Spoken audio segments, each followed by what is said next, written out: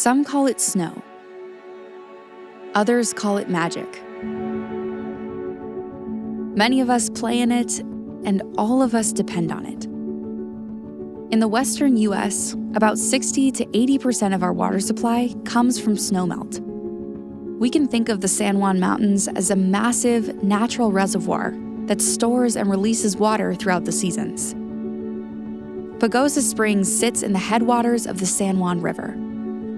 The San Juan is a part of the larger Colorado River watershed. A watershed is a topographic region where water drains into a particular area. It starts as a series of streams that form rivers, which may be captured by a lake and eventually flow into an ocean. Millions of people downstream depend on these mountain water systems. There's a lot riding on how much snow accumulates here seasonally. We all associate snowstorms with cold weather, but snow's influence on water management continues long after the storm. Pagosa Weather is a weather forecasting and community outreach program.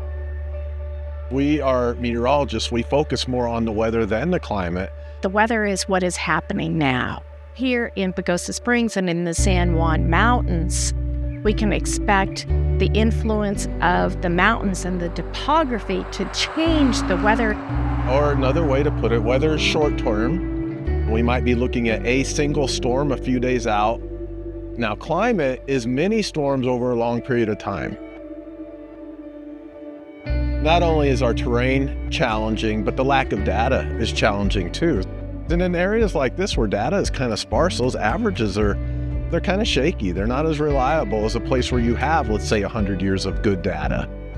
But we have to have a starting point. We have to have some sort of line to start with to make those decisions with our water. 75.0.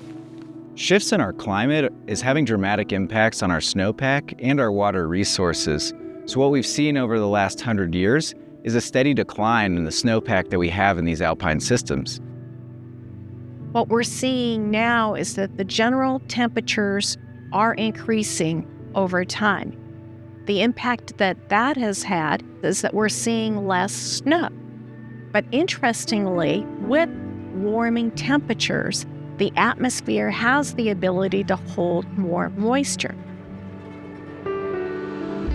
Here in the San Juan Mountains, we've actually seen a shift from snow-dominated winters to starting to see a little bit more rain. That has impacts on the total snowpack. It's making it smaller, it's making it melt out quicker, and it's also exacerbated by an impact called dust on snow. We actually have mobilization due to the aridity in the desert of particulates that then deposit on the snowpack. And that changes the reflectivity and actually leads to a quicker meltout. So instead of getting water later in the summer when demand is really high, now a lot of that water is available in the winter when demand is low. Our runoffs are beginning sooner and ending sooner. And our two driest months here in our area are May and June. So our fire seasons are starting a little bit earlier. The result of that is that as a whole, we're living in a drier climate. This impacts forest health.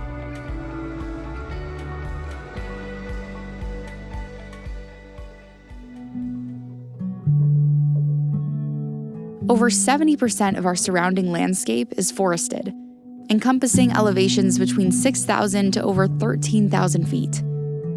Forest ecosystems change constantly due to a variety of factors. The forest management decisions we make today, including decisions about fire, have an impact on our water supply. When we don't let a forest change and shift, it can become overgrown, and it actually overburdens itself, and it becomes less resilient. How does that happen? Well, one, you're outcompeting each other. So every tree is looking for the same thing: sun, water, and minerals. We also see them more susceptible to insect infestation, which leads them more exposed to mortality as well. By allowing or replicating the natural shifts in these forests, we actually open it up. We allow the trees that are existing and the plants that are existing to have the resources that they need. The forest structure, the forest type, the elevation, the shading, it all plays a very significant role in how we not only accumulate, but retain snow later into the season. And the way that snow and water interacts with that forest is not uniform. So right now, we have some really good resources called SnowTel, and it helps us understand snow dynamics and water availability, but it only captures one type of forest. SnowTel stations, which are an existing network of monitoring sites across the western U.S., are typically found at higher elevations, such as this one located near Wolf Creek Pass. Local watershed groups are implementing a regional network of snowtography sites throughout the San Juans. These sites are simple and cost-effective, as they use time-lapse photography to observe snow accumulation. We hope that this supplements the SnowTel sites and allows folks like myself who model water availability to better predict where our water is and when we're gonna get it. While we cannot control the weather, understanding factors that influence our snowpack, including climate and forest health, are important elements for water planning. Next time you're in the forest, enter with curiosity. It's more than trees and trails.